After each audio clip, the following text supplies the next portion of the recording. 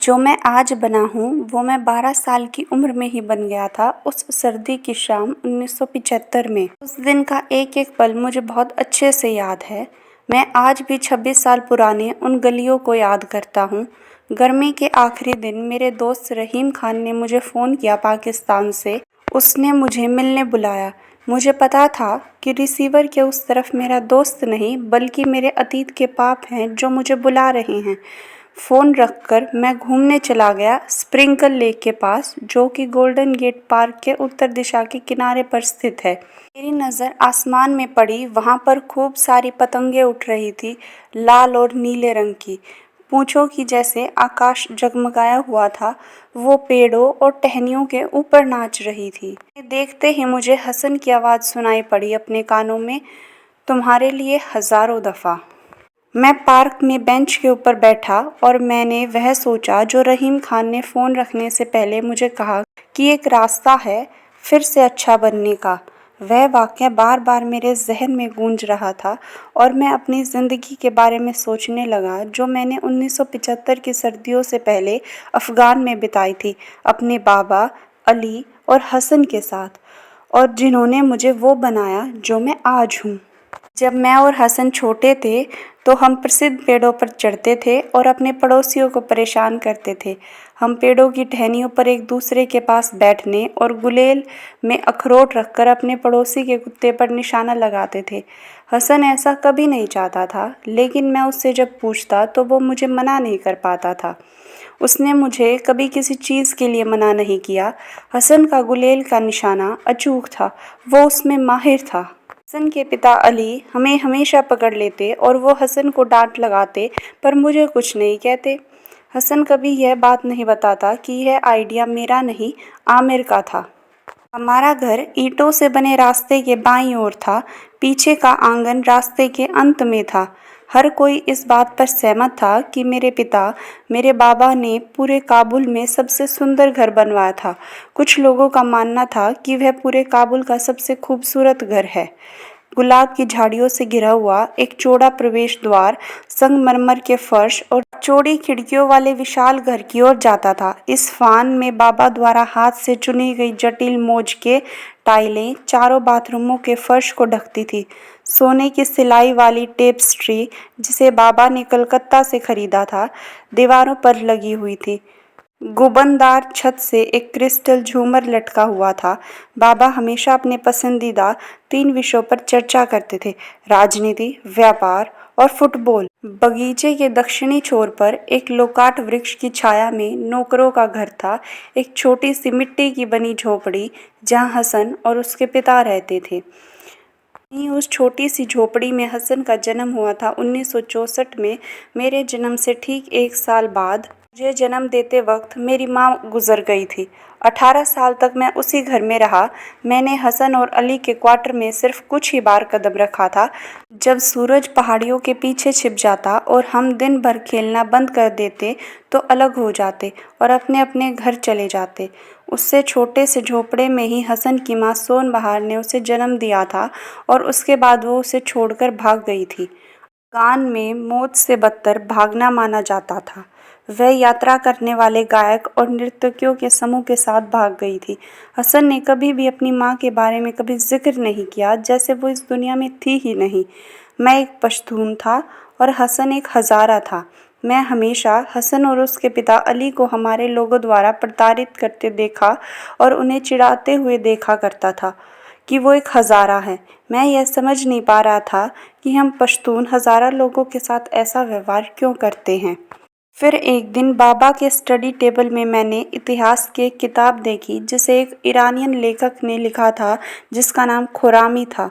मैंने उसके ऊपर से धूल साफ की और उसे पढ़ना किया, जिसमें हज़ारा का इतिहास लिखा था।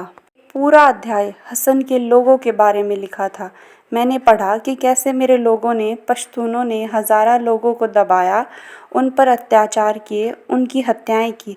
हज़ारा लोगों ने 19वीं सदी में पश्तूनों के खिलाफ उठने की कोशिश की, लेकिन पश्तूनों ने उन्हें अकल्पनीय हिंसा से दबा दिया था। किताब में कहा गया है कि मेरे लोगों ने हज़ारा लोगों को मार डाला, उनकी ही ज़मीन से भगा दिया, उनके घर जला दिए और उनकी महिलाओं को बेच दिया। किताब में वह कहा गया जो आज तक मैंने कभी नहीं सुना था। किताब में यह भी लिखा था कि पश्तूनों द्वारा हज़ारों लोगों पर अत्याचार करने का एक कारण यह भी था कि पश्तून सुन्नी मुसलमान थे जबकि हज़ारा शिया थे। किताब में बहुत सी ऐसी बातें कही गई थी जिनके बारे में ना तो कभी मेरे शिक्षकों ने मुझे बताया और ना ही कभी बाबा ने बताया। इसमें कुछ ऐसी बातें भी कही गई थी जो मुझे पता थी, जैसे कि लोग हज़ारा लोगों को चूहे खाने वाले, चपटी नाक वाले, बोझ ढोने वाले गधे कहते थे। मैंने पड़ोस के कुछ बच्चों को हसन को ये नाम चिल्लाते हुए सुना था, पर बाबा बाकी पश्तूनों से अलग थे। उन्होंने मेरे और हसन के लिए एक ही दाई माँ को नियुक्त किया था जो हमें अपना दूध पिलाती थी और हमें लोरी गाकर सुनाती थी। हसन और मैंने एक ही माँ का दूध पिया है। हम दोनों ने एक ही साथ पहला कदम रखा था हमारे बगीचे में और इस एक छत के नीचे हम दोनों ने अपना पहला शब्द बोलना सीखा। मैंने कहा बाबा और उसने कहा आमिर, मेरा नाम। अब पीछे मुड़कर देखता हूँ तो मुझे लगता है कि 1975 की सर्दियों में जो कुछ हुआ और उसके बाद जो कुछ होगा उसकी नींव पहले ही उन पहले शब्दों में रखी जा चुकी थी जो हसन ने कहे थे। इन सब बातों की परवाह मत करो क्योंकि इतिहास से पार पाना आसान नहीं है, ना ही धर्म से। अंत में मैं पश्तून था और वह हज़ारा था, मैं सुन्नी था और वह शिया था और कुछ भी इसे बदलने वाला नहीं था, कुछ भी नहीं। लेकिन हम बच्चे थे जिन्होंने साथ साथ रेंगना सीखा था और कोई भी इतिहास, जातीयता, समाज या धर्म इसे बदलने वाला नहीं था। मैंने अपने जीवन के पहले 12 वर्षों में अधिकांश समय हसन के साथ खेलते हुए बिताया था। कभी कभी मेरा पूरा बचपन हसन के साथ एक लंबे आलसी गर्मी के दिन की तरह लगता है। मेरे पिता के बगीचों में की उलझनों के बीच एक दूसरे का पीछा करते हुए, लुका छुपी खेलते हुए, पुलिस और लुटेरे, काउबॉय और भारतीय कीटों पर अत्याचार करते हुए हमारी सबसे बड़ी उपलब्धि निसंदेह वह समय था जब हमने एक मधुमक्खी से डंक निकाला और हर बार उड़ान भरने पर उसे वापस खींचने के लिए एक रस्सी बांध दी थी। कब्रिस्तान के प्रवेश द्वार के पास एक अनार का पेड़ था। एक गर्मी के दिन मैंने अली ने एक रसोई से चाकू लिया और उस पेड़ पर नाम उकेरा, अमीर और हसन, काबुल के सुल्तान। उन शब्दों ने इसे औपचारिक बना दिया था। पेड़ हमारा था। हसन के लिए कविता पढ़ते वक्त मुझे सबसे ज़्यादा मज़ा तब आता था जब हमें कोई ऐसा बड़ा शब्द मिलता था जो उसे नहीं पता होता था। मैं उसे चिढ़ाता था, उसकी अज्ञानता को उजागर करता था, पर बाद में हमेशा इसका पछतावा होता था। इसलिए मैं उसे अपनी कोई पुरानी शर्ट या कोई टूटा हुआ खिलौना देकर इसकी भरपाई करने की कोशिश करता था। मैं खुद से कहता था कि यह एक हानि रहित शरारत के लिए पर्याप्त है। हसन की अब तक की पसंदीदा किताब शाहनामा थी, जो प्राचीन फारसी नायकों पर 10वीं सदी का महाकाव्य है। अगले कुछ सालों तक काबुल में आर्थिक विकास और सुधार जैसे शब्द लोगों की जुबान पर चढ़े रहे। संवैधानिक राजतंत्र को खत्म कर दिया गया और उसकी जगह गणतंत्र की स्थापना हुई, जिसका नेतृत्व गणतंत्र का राष्ट्रपति करता था। कुछ समय के लिए पूरे देश में कायाकल्प और उद्देश्यों की भावना फैल गई। लोग महिलाओं के अधिकारों और आधुनिक तकनीकों के बारे में बात करते थे और अधिकांश समय भले ही काबुल के शाही महल अर्ग में एक नया नेता रहता था, फिर भी जीवन पहले की ही तरह चलता रहा। सर्दियां अफगान के हर बच्चे का पसंदीदा मौसम होती थी, कम से कम उनके लिए तो ज़रूर जिनके पिता उनके लिए आयरन स्टोव खरीदते थे। वह स्कूल को बर्फबारी के कारण बंद कर देते थे और इसमें सबसे मुख्य, हाँ बिल्कुल, पतंग उड़ाना, जो सब बच्चों को बेहद पसंद था। हर सर्दियों में काबुल के जिलों में पतंगबाजी का टूर्नामेंट आयोजित किया जाता था और अगर आप काबुल में रहने वाले लड़के हैं तो टूर्नामेंट का दिन निश्चित रूप से ठंड के मौसम का मुख्य आकर्षण होता था। मैं टूर्नामेंट से पहले वाली रात कभी नहीं सोता था। मैं इधर उधर लुढ़कता रहता, दीवारों पर छायादार जानवर बनाता, यहाँ तक कि अंधेरे में बालकनी में कंबल ओढ़कर बैठ जाता। मुझे ऐसा लगता था जैसे मैं किसी और की तरह हूँ, कि मैं एक योद्धा हूँ जो युद्ध से पहले रात को सोने की कोशिश कर रहा है। और काबुल में पतंगबाजी किसी जंग से कम नहीं थी। पतंगबाजी प्रतियोगिता अफ़गानिस्तान में सर्दियों की एक पुरानी परंपरा थी। यह प्रतियोगिता के दिन सुबह-सुबह शुरू हो जाती और तब तक ख़त्म नहीं होती जब तक कि जीतने वाले पतंग आसमान में ना उड़ जाए। मुझे याद है कि एक साल यह प्रतियोगिता दिन के उजाले से भी ज़्यादा चली थी। लोग अपने बच्चों का उत्साह बढ़ाने के लिए फुटपाथों और छतों पर जमा हो जाते थे। सड़कें पतंगबाजों से भरी हुई थी जो अपनी डोरियों को झटक कर खींच रहे थे, आसमान की ओर आंखें सिकोड़ रहे थे, प्रतिद्वंदी की डोरी को काटने के लिए स्थिति हासिल करने की कोशिश कर रहे थे।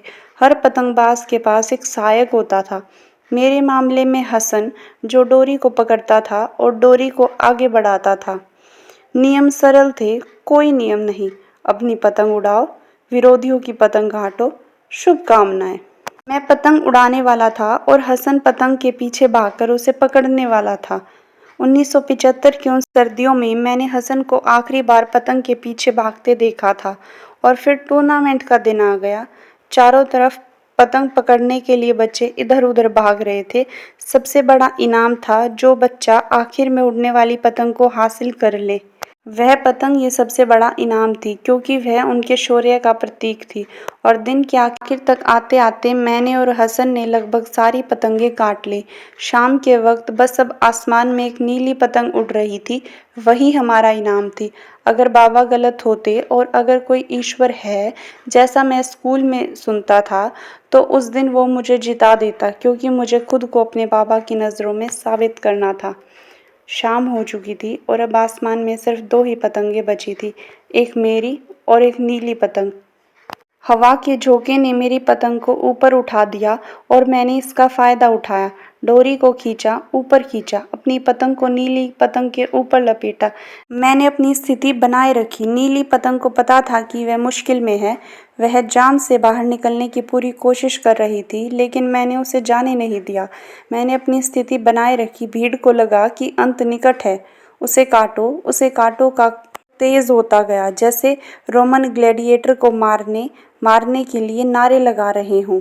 तुम लगभग वहां पहुंच ही गए हो आमेरागा, लगभग वहां पहुंच ही गए हो। हसन हाँफ रहा था।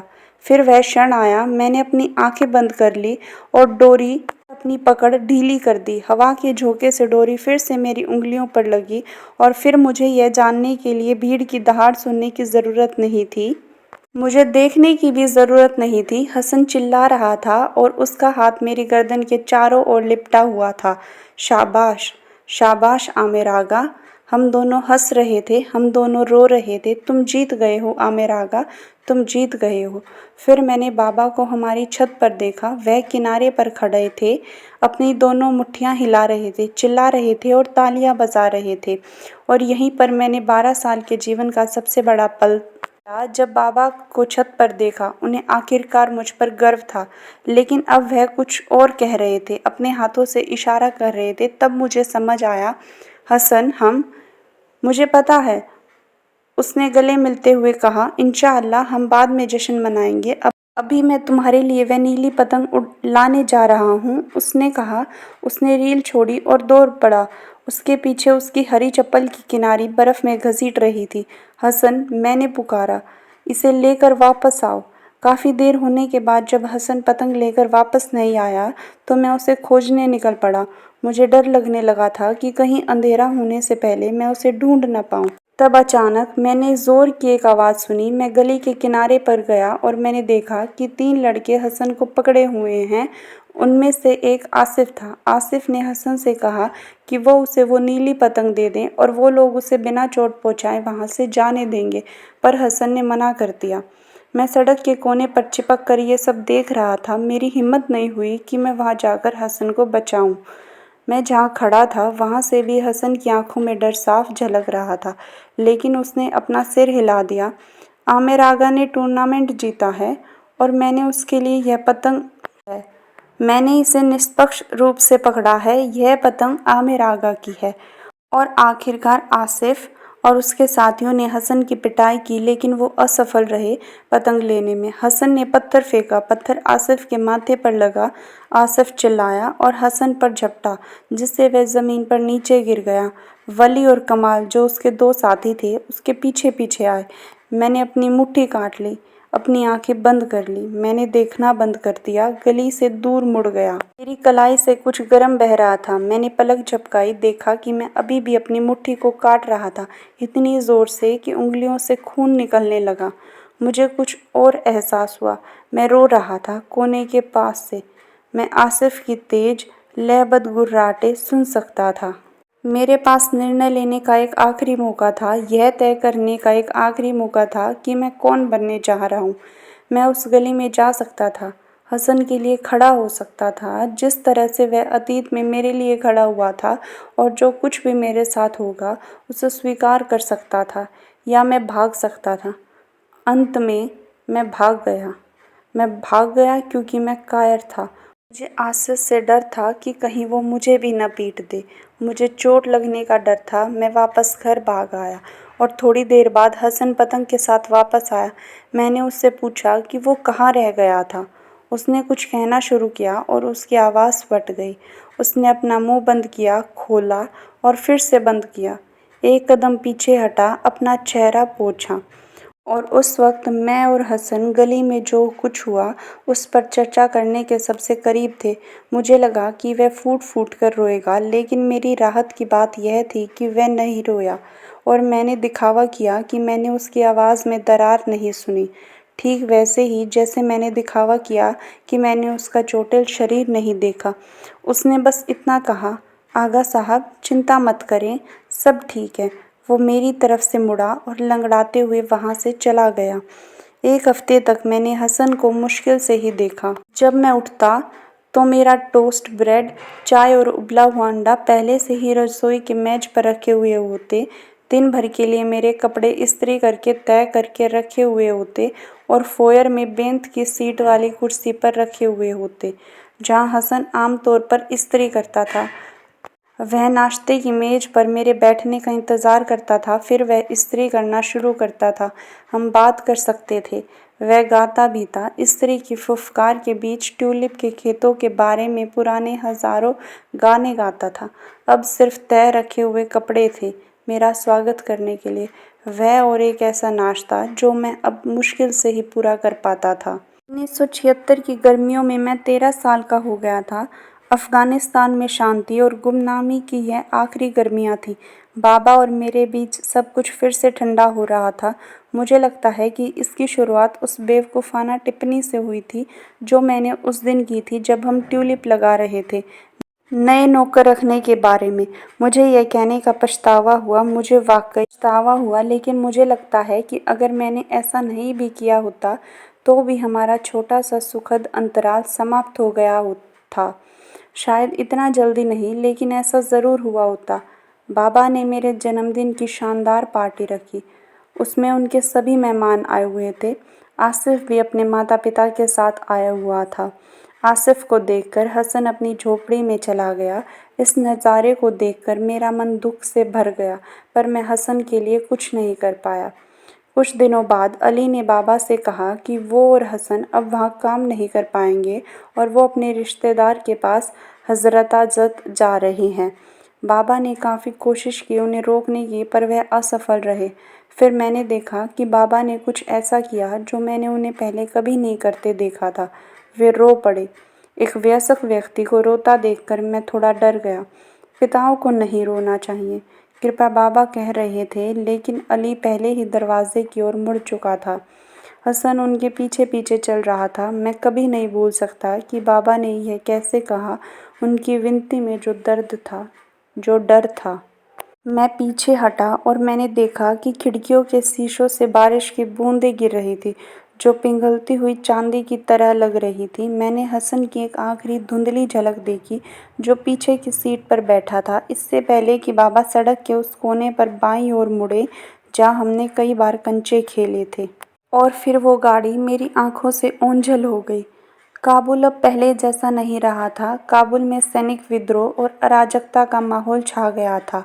कर्फ्यू के बारे में कसाई से शिकायत करो और अगली बात जो तुम सुनते हो, तुम सलाखों के पीछे हो। यहाँ तक कि खाने की मेज़ पर अपने घर की गोपनीयता में भी लोगों को सोच समझकर बात करनी पड़ती थी। रफ़ीक कक्षाओं में भी थे। काबुल की स्थिति खराब होती जा रही थी। मैं और बाबा एक ट्रक जो लोगों को काबुल से पाकिस्तान की ओर पेशावर में ले जाता था, उसमें बैठकर काबुल से चले गए और पेशावर पहुंचे। रास्ते में मैं ये सोचता रहा कि आखिर हसन कहाँ होगा और वो क्या कर रहा होगा। वहाँ से हम हमेशा के लिए अमेरिका चले गए, उस ज़मीन को छोड़कर जिसकी तरक्की के लिए बाबा ने अपना जीवन न्यौछावर कर दिया था। बाबा को अमेरिका का विचार बहुत पसंद था। अमेरिका में रहने के कारण उन्हें अल्सर हो गया। मुझे याद है कि हम दोनों अपने अपार्टमेंट से कुछ ही दूर फ्रोमोंट में लेक एलिजाबेथ पार्क में टहलते थे और लड़कों को बैटिंग प्रैक्टिस करता हुआ देखा करते थे।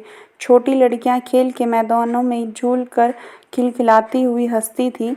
बाबा उन सैर के दौरान मुझे अपनी राजनीति के बारे में बताते थे और लंबे चौड़े निबंध लिखते थे। एक दिन मैंने बाबा से कहा कि हमें पेशावर वापस जाना चाहिए क्योंकि आप वहाँ पर ज़्यादा खुश थे। बाबा ने कहा, पेशावर मेरे लिए अच्छा था परंतु तुम्हारे लिए नहीं। अब उसकी स्थिति खराब हो चुकी है। बाबा और मैं अमेरिका में घुलने मिलने लग गए थे। हमारे रिश्ते सुधर रहे थे। उस गर्मियों तक अफ़गानी परिवार सैन जोस पिसू बाजार के पूरे हिस्से में काम कर रहे थे। इस्तेमाल की गई वस्तुओं की दुकानों के गलियारों में अफ़गानी संगीत बजता रहता। पिसू बाजार में अफ़गानों के बीच एक अलिखित आचार संहिता थी। आप गलियारे के उस पार वाले व्यक्ति का अभिवादन करते हैं, आप उसे काबुली खाने के लिए निमंत्रित करते हैं और आप बातें करते हैं। आप माता-पिता की मृत्यु पर तसल्ली यानी संवेदनाएं देते हैं, बच्चों के जन्म पर बधाई देते हैं। और वहाँ मेरी मुलाकात एक दिन जनरल तहरी की बेटी सोराया से हुई। वो भी वहाँ अपना स्टॉल लगाते थे। कभी कभी वह अकेली बैठती थी। जनरल किसी दूसरी पंक्ति में जाकर लोगों से मिलते थे और मैं उनके पास से चलता था, ऐसा दिखावा करता हुए कि मैंने उन्हें देखा ही नहीं, लेकिन जानने के लिए बेताब था। कभी कभी वह एक मोटी सी मध्यम आयु की महिला के साथ होती थी जिसकी त्वचा गोरी और बाल लाल रंग के होते थे। मैंने खुद से वादा किया था कि मैं गर्मियों के ख़त्म होने से पहले उससे बात करूंगा, लेकिन स्कूल फिर से खुल गए, पत्ते लाल पीले हो गए और गिर गए। सर्दियों की बारिश ने बाबा के जोड़ों को जगा दिया। एक बार फिर से छोटे पत्ते उग आए और मेरे पास अभी भी इतना दिल नहीं था कि मैं उन आँखों में देख भी सकूं। जनरल तहरी बाबा के अच्छे दोस्त थे। बाबा की जब कैंसर से हालत खराब होने लगी तो उन्होंने फैसला किया कि वो मेरी शादी करवा देंगे। एक दिन बाबा ने जनरल तहरी से फ़ोन कर उनसे मिलने के लिए पूछा। बाबा मेरे और सुराया के रिश्ते की बात करना चाहते थे। जनरल तहरी ने हाँ में जवाब दिया। बाबा जनरल तहरी से मिलने उनके घर पहुंचे। मैं बाबा के फ़ोन का इंतज़ार करते हुए अपने अपार्टमेंट के लिविंग रूम में चक्कर लगाता रहा। 15 कदम लंबा, 10.5 कदम चौड़ा। क्या होगा अगर जनरल ने मना कर दिया? क्या होगा अगर वह मुझसे नफ़रत करने लगे? मैं रसोई में जाता रहा, ओवन की घड़ी को देखता रहा। दोपहर से ठीक पहले फ़ोन बजा। यह बाबा का फ़ोन था। क्या हुआ? मैंने पूछा। जनरल ने स्वीकार कर लिया, बाबा ने आगे से उत्तर दिया। मैंने ज़ोर से सांस छोड़ी, बैठ गया। मेरे हाथ काँप रहे थे। परंपरा के अनुसार सुराया के परिवार ने सगाई की पार्टी, मिठाई खाने की रस्म का आयोजन किया।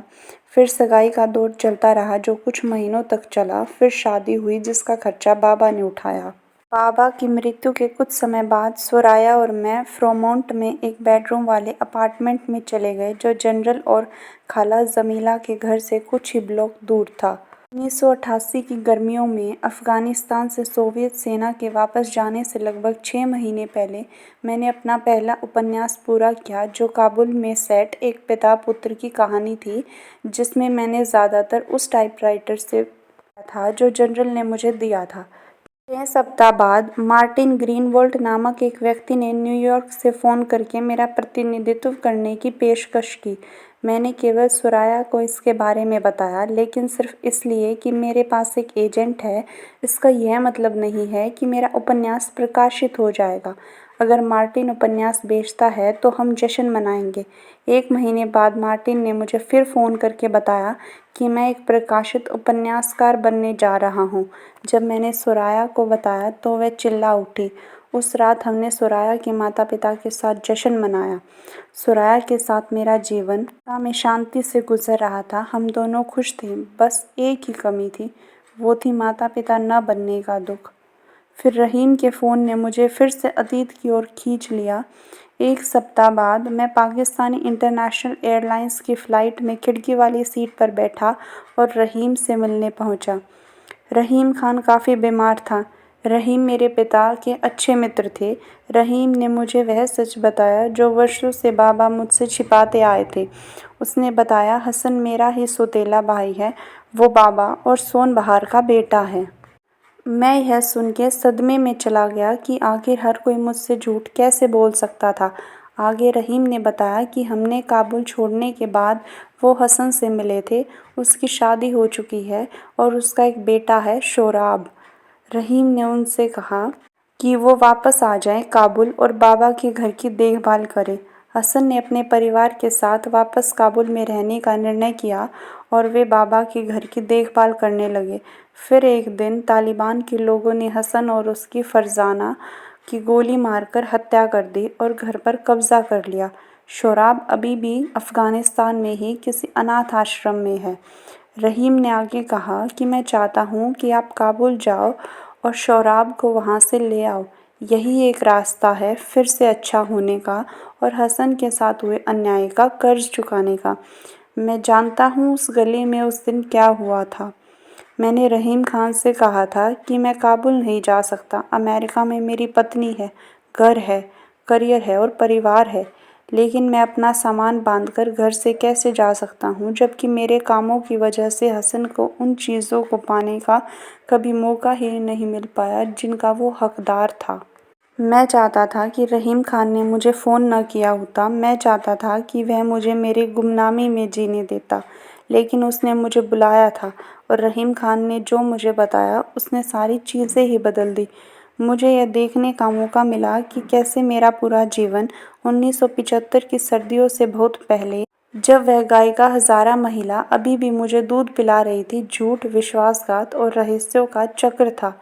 उन्होंने कहा था, फिर से अच्छा बनने का एक ही तरीका है, एक चक्र को समाप्त करने का एक ही तरीका है, एक छोटे लड़के के साथ, एक अनाथ हसन का बेटा शोराब, उसे बचाना ही एकमात्र रास्ता है फिर से अच्छा बनने का। और अंत में मैंने वापस अफ़गानिस्तान जाने का निर्णय लिया। मैं इस बार डर नहीं सकता था। अफ़गानिस्तान के गलियों पर मैंने देखा कि हमारा बचपन मर चुका है। वहाँ पर उदारता ख़त्म हो चुकी है और हम मरने से नहीं बच सकते हैं और चारों तरफ सिर्फ मौत का तांडव है। काबुल में हर जगह डर था। वतन के नाम पर लोग बर्बरता पर उतर आए थे। पूछताछ पर पता चला कि तालिबान के लोग शोराब को कहीं ले गए हैं। उसकी तलाश में हम उस घर के बाहर जा पहुँचे जहाँ शोराब था। जब मैं अंदर पहुँचा तो मैंने देखा कि आसिफ ने तालिबान स्वीकार कर लिया है और उसका अहम सैनिक पद पर है। शोराब उसी के पास था। वहीं आसिफ ने अपने आदमियों से कमरे का दरवाज़ा बंद करके बाहर जाने के लिए कहा और मुझे कहा, आमिर, अगर आप शोराब को ले जाना चाहते हो तो मुझे हरा दो। आज इस कमरे से एक इंसान बाहर जाएगा जिंदा, या तो वह आप होंगे या मैं अपनी पूरी ताकत से लड़ा, लेकिन आसिफ ने मुझे बुरी तरीके से पीटा। अचानक शोराब ने अपनी गुलेल निकाली और ज़ोर से एक पत्थर आसिफ की आंख में मारा। वो काफ़ी चोटिल हो गया और हम वहाँ से भाग गए। फरीद बाहर हमारा इंतज़ार कर रहा था। हम अफ़गानिस्तान से बाहर निकल आए और पेशावर जा पहुँचे। मैंने सुराया को फ़ोन कर सारी बात बताई तो उसने मुझसे कहा कि हम किसी तरीके से शोराब को अमेरिका ले आएंगे, वीज़ा लगवा के, और अब यह हमारे साथ ही रहेगा। मेरे और शोराया के जीवन में संतान का सुख हसन की वजह से आने वाला था। हमने शोराब को गोद ले लिया। शायद यही मेरा प्रायश्चित था हसन के साथ किए गलत के लिए। धीरे धीरे अफ़गानिस्तान की स्थिति ठीक होती जा रही थी और फिर नए साल पर हम सब अमेरिका में पतंगबाजी के लिए गए। पिछली बार मुझे ऐसा रोमांच 1975 की सर्दियों में महसूस हुआ था जब मैंने आखिरी बार पतंग काटी थी, जब हसन आखिरी बार पतंग के पीछे दौड़ा था, जब मैंने बाबा को हमारी छत पर तालियां बजाते हुए और मुस्कुराते हुए देखा था। मैंने शोराब की ओर देखा। उसके मुंह का एक कोना ठीक इसी तरह मुड़ा हुआ था। एक मुस्कान, असंतुलित, शायद ही वहाँ, पर वहाँ थी। हमारे पीछे बच्चे भाग रहे थे और चीखते हुए पतंगबाजों का झुंड पेड़ों के ऊपर उड़ती हुई ढीली पतंग का पीछा कर रहा था। मैंने पलक झपकाई और मुस्कान गायब हो गई, लेकिन वह वहाँ थी। मैंने उसे देखा, शोराब की मुस्कान। क्या आप चाहते हैं कि मैं आपके लिए पतंग उड़ाऊं? शोराब से पूछा। जैसे ही उसने हाँ में सिर हिलाया, उसने अपने बाल ऊपर उठाए। मुझे लगा कि मैंने उसके सिर को हिलाते हुए देखा है। तुम्हारे लिए 1000 बार, मैंने खुद को कहते हुए सुना। फिर मैं मुड़ा और भागा, और उस पतंग को पकड़ने के लिए इतनी ज़ोर से भागा जितना मैं कभी नहीं भागा, ताकि मैं शोराब के लिए वो पतंग ला सकूं और उसे उड़ा सकूं। यह सिर्फ एक मुस्कान थी, इससे ज़्यादा कुछ नहीं। इससे सब कुछ ठीक नहीं हो पाया। सिर्फ एक मुस्कान थी, एक छोटी सी चीज़, जंगल में एक पत्ता जो चौंके हुए पक्षी की उड़ान के बाद हिल रहा था। लेकिन मैं इसे स्वीकार करूंगा, खुले हाथों से, क्योंकि जब वसंत आता है तो बर्फ की एक एक परत पिघलती है, और शायद मैंने अभी पहली परत पिघलते हुए देखी है। मैं भागा। एक वयस्क व्यक्ति चिल्लाते हुए बच्चों के झुंड के साथ भाग रहा था, लेकिन मुझे इसकी परवाह नहीं थी। मैं भागा। मेरे चेहरे पर हवा चल रही थी और मेरे होठों पर पंजशेर की घाटी जितनी चौड़ी मुस्कान थी।